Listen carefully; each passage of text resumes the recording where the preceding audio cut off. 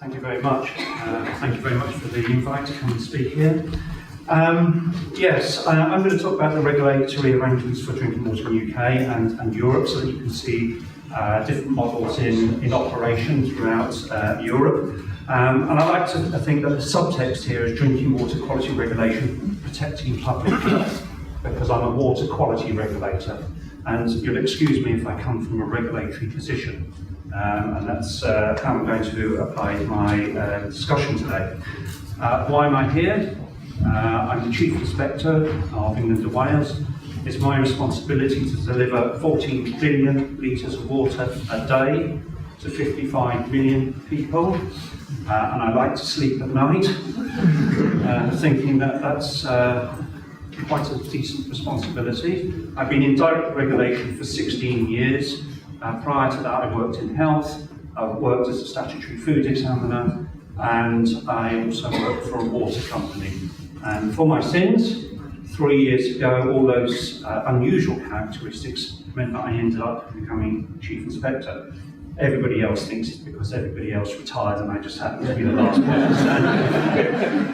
They probably had a point, actually. So I'm going to go through a quick canter through the short history, put things in context, give you some specific state arrangements so you can have a bit of a think. Does it apply here? I'm not going to try and tell you what applies here, that's up to you. I can tell you what works elsewhere. I'm going to tell you about what happens in the UK, and if I've got time, I'll tell you about water performance that we have, so you can compare and contrast.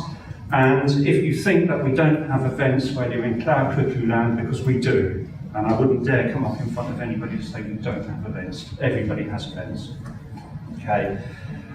I always start with this slide because it's about quality. Think cholera. In the 19th century in London, there were 4 outbreaks of cholera, of 2, about 5,000 people involved, 1, 10,500, and another 14,000. The first esteemed physician that you see there was involved in the third one in 1854. 10,500 people became ill, 616 people died. He was able to map those cases, and from that he determined that their cause was most likely the pump, the water pump in Broad Street, and he approached the parish council and asked them, could he remove the pump handle? And guess what they said? No. That was the response he had, because the very thought of linking disease with water was unthinkable. They thought that it would cause panic. They thought that the public couldn't cope with it. And the theory at the time was that disease was caused by the air that you breathed in. He did persuade them. He did take the pump handle off. He is credited at accelerating the decline of that disease successfully. It wasn't for 30 years that the second esteemed physician here discovered what caused cholera, and he named it Vibrio cholera. He isolated it in India. It was his second attempt to try to isolate it in Egypt at the time. His postulate was you isolate it, purify it, re-inoculate it, and if you can re-isolate it, it's the cause of disease. I'm not quite sure who the volunteers were that he re-inoculated. Well, it wasn't until 1890, 6 years later, that chlorine was determined as being effective, and 7 years, in 1897, it was the first time applied to Maidstone and Kent in England in the whole water system. By 1905, it was used as a mitigation to stop a typhoid outbreak in Lincoln, in England, because a slow sand filter had gone wrong. So it happened back there then as well. And it's worth remembering, some things never change. Putting it into the world perspective, 1 in 10 people drink water from unprotected sources. 663 million. It really is a salient thought, isn't it? In 41 countries, 20% of those drink unprotected sources. And as the WHO said, even though you have a protected source, you still might be drinking water that's contaminated. And there are lots and lots of examples, I can't go through, that WHO provides particular sources that are contaminated. And I've seen estimates that 2 billion people in the world drink water from contaminated sources. I can't verify that, it's staggering. In this modern world, it shouldn't be. So water is about water quality. Bringing it down one step, looking at the WHO European region, 912 million people, 53 countries. You wouldn't believe it, the size of the UK lack a pipe water supply. Incredible. And the same number lack of basic sanitation. And that results in 14 deaths per day due to water, sanitation and health. This is Europe. We're not somewhere else, we're talking about Europe. 20% of those are confirmed as related to water, and there are familiar names up there: gastroenteritis, viral gastroenteritis, E. coli, cryptosporidiasis, Campylobacter, which unfortunately is topical, but it is a key contaminant and cause of water-related disease. So my message to you is, if you're associated with drinking water, it's about protecting public health. That is number one. That's what you have to do. And you have to maintain public confidence in it, because if you don't maintain the public confidence in it, they stop drinking the water. And I don't know if you've heard of the 3-3-3 rule, but one of those threes means after 3 days, you become very sick without water. So you must have confidence, and it has to be through effective and proportionate assessment, and it has to be appropriate management of the quality of drinking water supply. No compromise. It's very simple.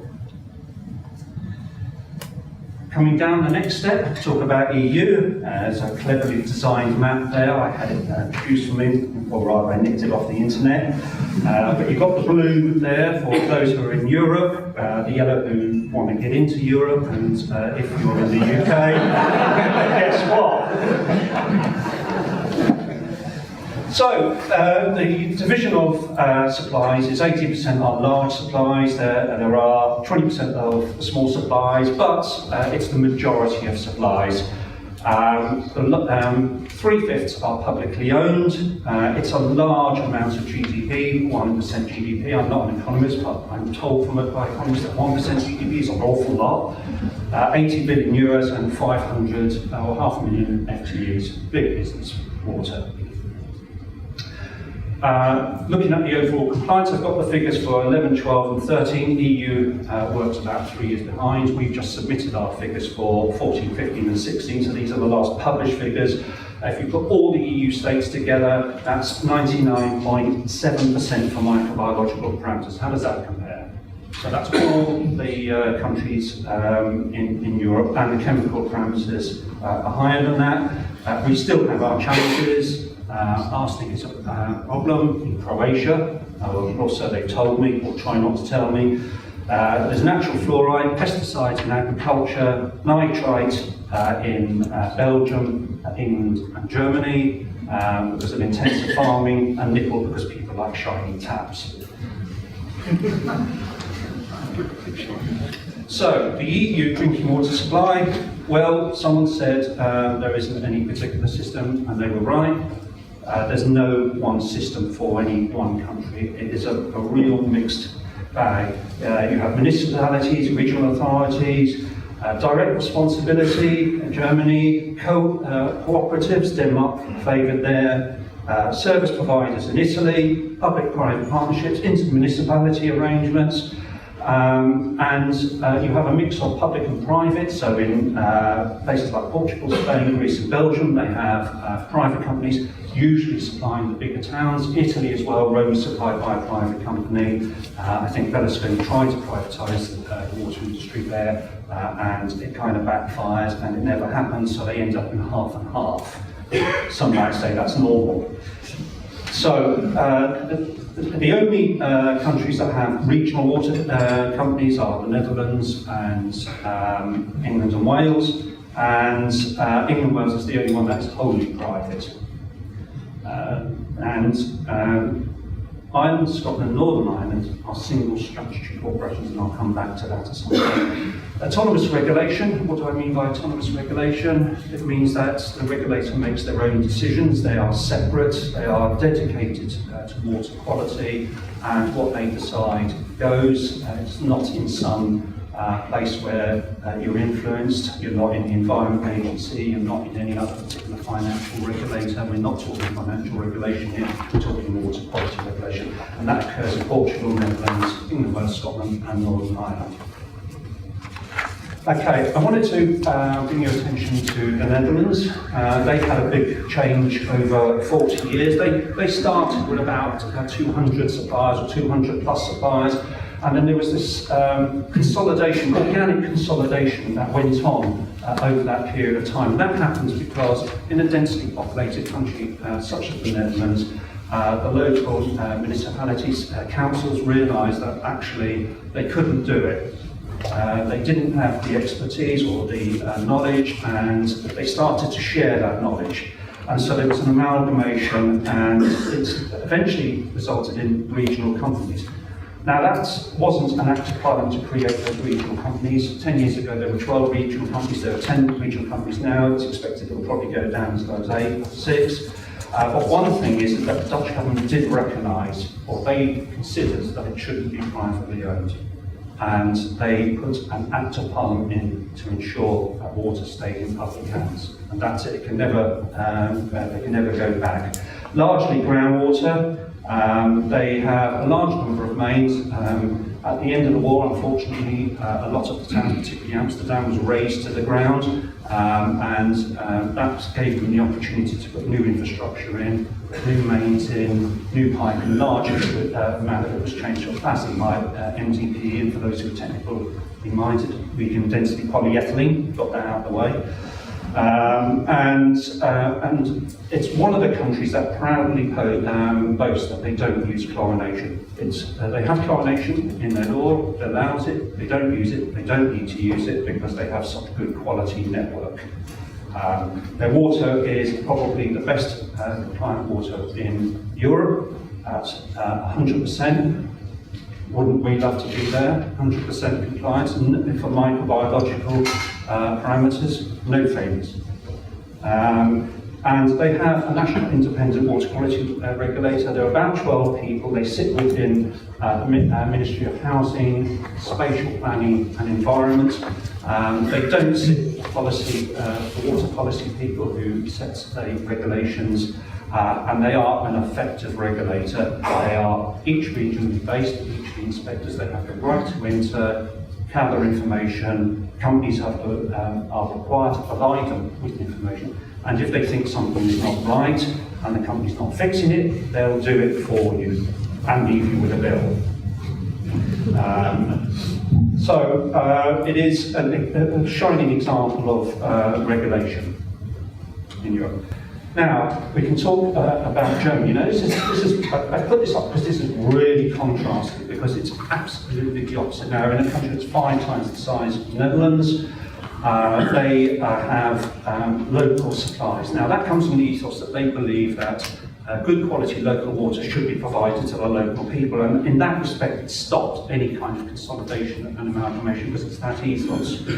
They have an unusual governing system, 16 Bundesländer. They act as separate countries, but what they do is that they produce federal ordinance, which is their regulation, and that standard is complied with. I mean, it is absolutely complied with in Germany. When the ordinance is put in, they follow the regulations. And so, because of that, actually the compliance is very high also. Now, nobody really knows exactly how many suppliers they have. So I put 6,000 to 8,000 because it's kind of a guess. I've seen one report of 6,400. I don't particularly know. It does cause us some problems when you sit on the expert panels in Europe, because the Germans want the legislation in the standards in the directive so that they can transfer it and transpose it into their legislation, because they'll know they'll get compliance. I could only find one example of a prosecution where there wasn't a notification of a standard in Germany, and one prosecution against the mayor. The responsibility sits with the local council, and a medically qualified person is the designated person, the responsible person for each supply, and that's how it works in Germany, and it works for them in a big country. I want to draw your attention to something that's a little bit more, maybe you can relate to a little bit more, in the Republic of Ireland, and I'm talking about the 26 counties, because the 6 counties are Northern Ireland, so those up in, for those who are not familiar, those up in the north, east, that's Northern Ireland. They have about 4.8 million inhabitants, and they are the most recent example where the country has taken the decision to have a statutory company, where they've just decided that that's the right solution for them. They do have regulation, both economic and water quality, and there are separation in the types of supplies. So if you look at the types of supplies there, 83+% are public supplies, which are governed or regulated by the regulator, and the rest are private supplies, which are governed by the local authorities. And that's separating or splitting what you would call risk out. So big risks sits nationally, greater number of supplies, but smaller risks sits locally, and that kind of works for them. Okay. Now, I'm going to go through a bit of the history here, so please bear with me. In 1980, the Drinking Water Directive was passed. The Drinking Water Directive is a piece of regulation that's set by Europe, and every country within the European Union is obliged to transpose. That's where the standards come from.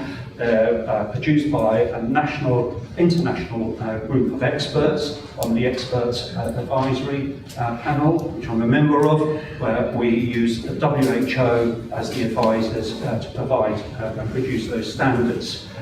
They were transposed eventually by Ireland in 1989. That's okay, because England didn't do it until 1989 anyway either. Nobody really did until EU decided.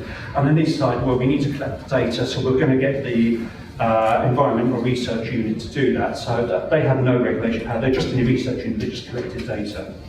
And in '93, the Irish government decided that they were going to produce a regulator. They needed a regulator. It had nothing to do with water quality. They said, we need a regulator, we need it for the environment, because industry was increasing, there was pollution. So they wanted an environmental regulator. They had no enforcement powers whatsoever.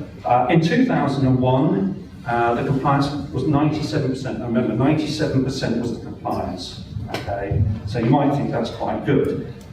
So, but there are only less than 80% of public supplies and less than 70% of group supplies were free of fecal coliforms, and that's the key issue here, because there were coliforms and fecal coliforms in these supplies, which indicated that there was a risk to health. And in 2002, the EU decided to cite Ireland to the European Court of Justice on those figures. Where are you? Okay. In that time, they decided that they were going to do something about it. They decided that they were going to take off the responsibility from town and borough councils. It was a national decision. They said, look, same reason Netherlands developed organically. They said, well, the town councils don't have the resources, the expertise. Many people didn't know how to handle it. It's understandable, because it is a specialist topic. And they moved it to the county council, so they went to 26 county councils, so you had this bigger sort of consolidated structure. In 2007, the European Court of Justice was considering a €30 million fine from Brussels. And in 2007, the same year that they were being threatened with that €30 million fine, there was an outbreak of a protozoan parasite called Cryptosporidium cryptosporidiosis is the disease it causes. And believe you me, I've interviewed someone who's had cryptosporidiosis, and their statement said, the bottom fell out of my world. The newspaper used it as a quote. I couldn't believe it. 2 years later, I went to a presentation with an expert on Cryptosporidium, and he quoted that, and he says, "Oh, I don't know where it came from." And I thought, God Almighty, you know, I'm going to have to tell you where that came from. So I had to pull him to one side and say, listen, this is the reason where it came from. Anyway, you can imagine in the west of Ireland, when you had 90,000 people on a fine golden night, the most beautiful part of Ireland, tourists by the hundreds of thousands. Can you imagine the effect on tourism? I mean, overnight, nobody wanted to drink water. It was disaster. It was an absolute disaster. And I entered the frame in the Republic of Ireland in 2007.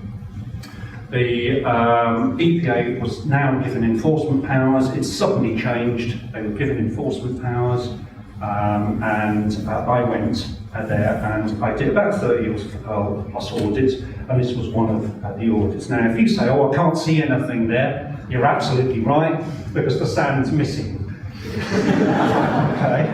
So I went to this site and I looked down at the site and I thought, "Excuse me, can you just take the water down?" And he took the water down in the filter, and guess what? The water went out into the stream where they were abstracting it from. And I thought, my God, there's a closed loop going on here, and there's no sand. And I said to him, "Well, how long have you been working here?" And he said, "Oh, about 20 years. I said, "Oh, when was the last time you had the sand?" Like, "Oh, I never had the sand. Do you have to?" Nobody told you? Oh, okay. So I kind of said, right, okay, cool, we've got the sheep there depositing their wares down in the stream, the backflow of those filter going out to this stream, and by God, there was an awful lot of shit around there, what can I say? Anyway, I thought, right, it's okay, we'll have a look, it might be chlorinating the water. I said, "Oh, do you chlorinate the water?" He goes, "Yeah, I chlorinate the water." I said, "This chlorinates, well, it's not going to be much good for a cryptosporidium because, you know, it takes 8,000 milligrams per litre of cryptosporidium." That's just a useless fact if you ever get into a quiz. Anyway, he said, "Okay." I said, "Let me have a look at what you're doing. You've got your DPD tablets out." He says, "Oh, there you go." He says, "I've got 2.5 milligrams per litre of chlorine." I said, "God, bloody hell, swimming pool there." And I looked at the tablet, it said total chlorine. I said, "Well, where's the free residual?" "Well, what's free residual?" So he had no idea. He had absolutely no idea. I tell you what, I went down to the pub with the inspectors, because I was training the inspectors at the time. I went there, and it's one of the first times they put a glass of tap water out of the jug, and I thought, no. I'm going to go for a leading brand fizzy drink. Okay, so we had a bit of discussion, and we thought, God, we're going to have to go back up to this site. We went back up to the site. Would you believe that? And I kid you not, I don't mean to insult him, but the town councillor was there. He got his jacket off, he was in his waistcoat, and he was digging out the filter. This was the guy, this was the executive of the council. I thought, God almighty, what's going on? So I said to him, "What are you doing there?" He says, "Oh, I'm fixing the filter." I said, "That's brilliant." I said, "You know, you've seen the sheep?" "Yeah, I've seen the sheep." "You've seen the way it goes out?" "Yeah, yeah." And he goes, I said, "There's obviously been a cryptosporidium outbreak close by." He says, "There's no cryptosporidium here." I said, "Why is that?" He says, "Because I have a test result from last week that says there were no cryptosporidium in this." And I thought, oh my God, this person has no idea of risk whatsoever. He just thinks, because he had a clear cryptosporidium result, it was no cryptosporidium. Well, I kind of pitied the people down there. The EPA served a direction on that water treatment works. And guess what? Did they do anything? No. Absolutely not. Did he not do it? Why? He didn't have the money. He didn't do anything. EPA prosecuted him. First time I went out to Ireland to do that, one of the first sites that I saw, in fact, council was prosecuted for that. Quite right. Absolutely quite right. Compliance by 2010, I'd like to think I had something in effect there, went up to 99.8, and the Commission decided to close down the case, saving 30 million euros maybe, I hope. Yeah, I'm only kidding myself, they did all the work. 2013, government decided that water quality still wasn't improving up. We're at 99.8, they still don't think it's good enough. Okay, and they decided to go down statutory water company. Now, some of you will say, "Oh, it's got nothing to do with water quality." You're right. The European Union decided that the polluter pays, and those who drink have to pay as well. So they wanted to put billing in. When they came along and they tried to bill it, 33% of the public decided they weren't going to pay the bill. There was massive protests out on the streets of Dublin. The government were on a shaky base because of it. And what they then had to do is they didn't get rid of the company because they realised it was important. They gave them a national budget to carry out the work. They charged industry for the water, and the domestic payment comes out of waste. So they came up with the money anyway. The EU left them alone. And over 2014-2016, you can see they reduced the number of people on boil water notice to 110. These 50,000 people were on a boil water notice permanently. Great, eh? By 2016, 99.9% of suppliers free of E. coli, so it was dealing with the E. coli rather than the overall compliance. Things get lost in compliance as a whole. Okay. I'm going to talk a little bit about quick evolution in the UK. It was 1945 when it was decided that the Health Act wasn't the right place for water quality. Why? This was national infrastructure, it was national interest, and it was in the national interest for it to be separate and to have a unique legislation for itself. So the 1945 Act was created, and we entered the EEC in 1973. The government said, well, look, it's not really working, all these little suppliers around, what we're going to do is we're going to get them all together, we're going to consolidate them into 10 regional authorities and water supply companies. There were about 40 water supply companies. And that was a condensation from about 6,000 suppliers before 1945 to about 1,000 in 1973 when they decided we don't want these 1,000 suppliers. So they created the 10 regional authorities. These were water authorities. They were publicly owned. In 1983, the government decided that it was best to reduce the role of the local authorities because it was so specialist that it was better to leave it to people who were experts. 1989, the government decided to privatise it. Why did they decide to privatise it? Because 1989, you'll remember the year from Ireland, that's when we transposed the directive. We decided that we were going to take nearly 10 years over it. Hey ho, we put it in and it was going to cost us £15 billion to deal with the directive. 15 billion in 1989. The assets, to upgrade the assets from public ownership, was going to cost £700 million to deal with. There are papers showing that value of money. Then there were actually, we had some big incidents in England, one in 1988 at the Lower Moor Treatment Works, Camelford. Lorry driver decided to deposit aluminium sulphate in the drinking water.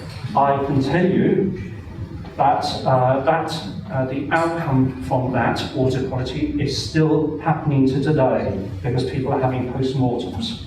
And those post-mortems include determining how much aluminium is on the brain and how has that affected their mental health. So if you want an event that's going to last many years, a water quality one will never leave your side. 1989, Cryptosporidium struck Swindon, and the government thought, we've got to do something about this. We're going to create a water quality regulator, and hey-ho, we came about in 1991 in the Water Industry Act, and I'll talk a little bit later about the duties. The Water Act 99 realised that sometimes private companies don't do as they should do, so it stopped them disconnecting them for non-payment. And then there was a similar transition in 2002 to Scotland and Northern Ireland. I won't go into the specific histories there. Okay, so I'm going to speed it up. I've just said it's a very complex area. There are lots of treated works, lots of reservoirs and whatnot you can read in detail.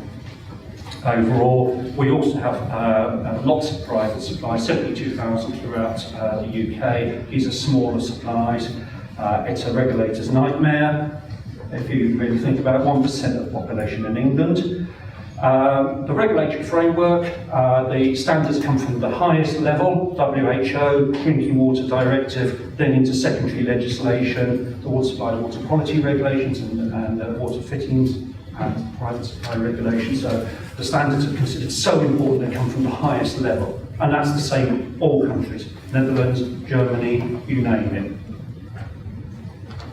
The private regulation states that the companies have certain duties. Wholesome water, that means it should be free from anything that might cause potential harm to health. Remember that.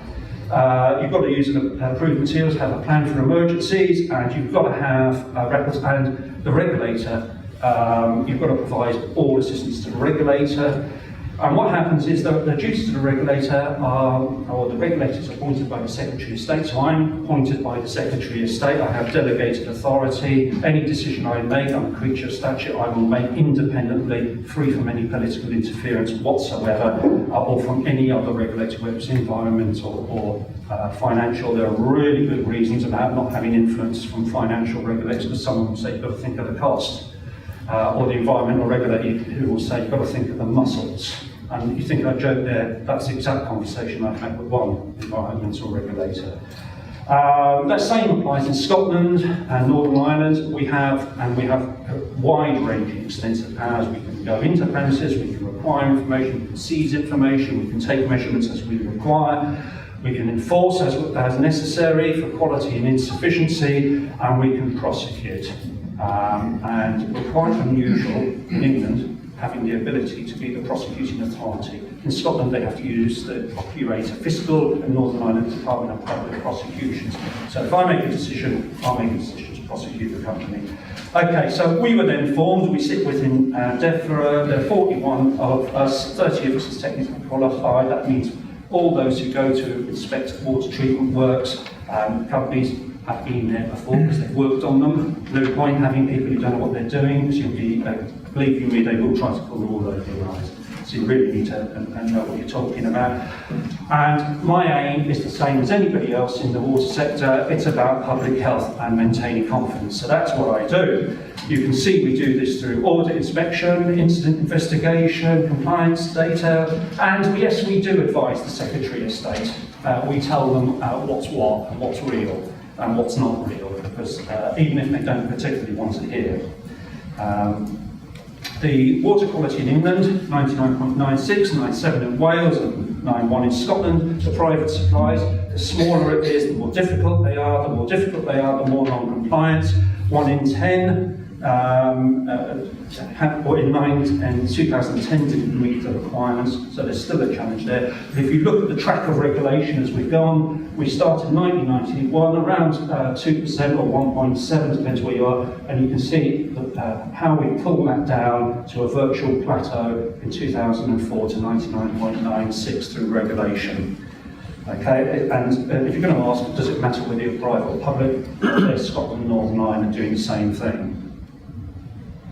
Okay, so I'm not really going to talk about that, other than, yes, we do get compliance failures. Taste and odour is a biggie. Compliance at people's, credit water at people's taps, because they like washing their nappies in the sink. They do, unfortunately. Iron, lead and pesticides that we still have.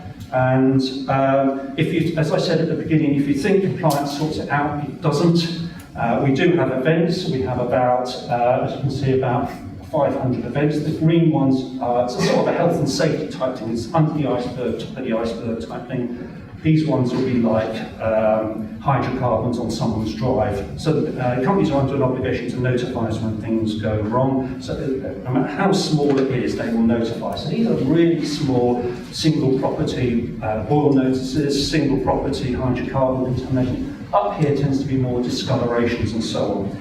But just to expand that a little bit, we have some of the incidents, the big ones. You'll have heard of Frank Law, or you may have heard of Frank Law. Just the day I became Chief Inspector, my phone rang, and someone said, by the way, we've got cryptosporidium in our water supply, and what are you going to do about it? So I thought, there goes my night's sleep. 700,000 people went onto a boil water notice for fire. I can kid you not, politicians were arguing, was boil water notice the right route? Think about it. Okay, so I had that discussion, and there were no illnesses. So it was an event, nobody was ill over that time. Nevertheless, they had ignored an inquiry from 1991 and their recommendations of best practice, the Badenoch-Barrockshire expert committee, who said that you should risk assess, you should think about contamination of reservoirs, you should not send the water from your filters back up to top. And in fact, what happened there is they introduced contamination through the processed water, and because they were negligent, I prosecuted them. Absolutely right. Took them to court. Don't pass go. That incident cost them £85 million. Think about it. Okay? In the west of Ireland, if they'd invested €1, they would have saved €11. I won't tell you just how many euro they spent. Okay? Here we go. Got some up here. You wouldn't believe it. They do connect to North Walshingham. Boil water needs 15,000 people. The company said, that's okay. We've got a contingency plan in place to send out the bottled water. Okay? Right, I said. Test the bottled water to drinking water standard. Guess what? Had E. coli in it. Company out of business by the next day.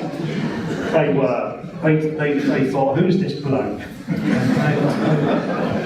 I started working in the inspectorate in 2002, and company decided that they were going to meet their financial regulatory standards by flushing to make sure they didn't have a discoloration, ODIs and the like, and in doing so they took a midpoint of tar-lined mains and fed it to the local community, which had polyaromatic hydrocarbons. I was only 2 weeks in the job. I still prosecuted them. They thought, who is this bloke? Okay, so here is my shame list of companies of who I've investigated, who the teams I've led, who the decisions I've taken, and they've all got one thing in common. I prosecuted them all caution. I think I let one off at caution at a weekday. Okay, this is a small private water supply. We did some research. By the way, Campylobacter E. coli, most common in smaller water supplies. This is how quickly can it go wrong example. A risk assessment was done. There were sheep around here. There was a fence there. There were 3 properties, and someone stuck a UV light on and said, hey ho, it's all done. Fix and forget. A couple of months later on, land use changed to cattle. It rained, cattle got a bit upset about the rain, stampeded down the fence, deposited material. You can see the cow pats around there, unprotected borehole head. Family went in there, 55 people, started using water at 6 times the rate of what it was designed for, and suddenly this UV light didn't work anymore because it's all about the contact time. And 22 people came down with E. coli 157. I'm sure many of you know what E. coli 157 is. Really nasty, toxic, producing. 1% of cases have a hemolytic uremic syndrome. That means you lose your kidneys. Fortunately, the children here who were affected didn't lose the use of their kidneys. Disaster, absolute disaster. Risk assessment going wrong. Someone ignored an intracocci. 1 intracocci. You weren't ever going to detect E. coli 157 by the current methodology. Okay, safe drinking water, health-based targets. That means you start with the standards, health-based. How many times do I need to say that? Health-based. Okay. You've got to assess it, monitor it, manage it. You've got to tell people about it. You've got to go through source, treatment, distribution, delivery, and you've got to keep an eye on the surveillance. And that means testing afterwards, looking at the epidemiology of the people, and you've got to review it, because if you don't review it, you end up with the last case. Okay. And we don't just say it, we do it. 700,000 lines of risk assessment data produced by the companies in England and Wales to show that the risk, target risk mitigation received, verified and maintained all the blue lines. Where you can't do some things with the customer's taps, it's partial mitigation. I won't explain, it's quite complex, but it's just showing that we do risk assessments and require it. This, I won't go into, it will take a bit of time. This is advanced regulatory techniques. It's to determine the effect of a regulatory failure on the public. For this company, Anglian Water, their big issue is metaldehyde. It doesn't show up much in compliance because it's only a few failures, but it goes wide and far, and so it has a big risk index, compliance risk index profile. And so when we're talking to the companies, we're saying to them, you need to do something about it. Similarly, Severn Trent, turbidity, a huge important indicator of water treatment works for control and mitigation of your water treatment works to ensure they're not going out of control, coliforms and reservoirs. And Thames Water, we're interested in their lead strategies here because they've got a lot of lead. Okay, so my last slide here which I'm sure my host will be glad has he got it on time yet? It doesn't have to talk a lot, does it? Okay. So the objective of water supply and regulation is provision of good, clean, wholesome water all the time. It's not a compromise. Ever. Not ever. I do not want to lose a night's sleep if someone is ill because of water through national importance. It's nationally important. It's important to your economy, social standing, tourism, reputation. I can tell you, I knew about Havelock in England. That's how far it travelled. Okay? That water should look good, taste good, and it shouldn't contain anything that's harmful. It's not a compromise. And the regulator, as the regulator, unfortunately you probably realise by now, he's not a compromising chap, is he? Okay. If you want to read all about it, and you want to have a good night's sleep, please read my report, because it will send you to sleep. And I'm sure the slides will be available. Thank you very much.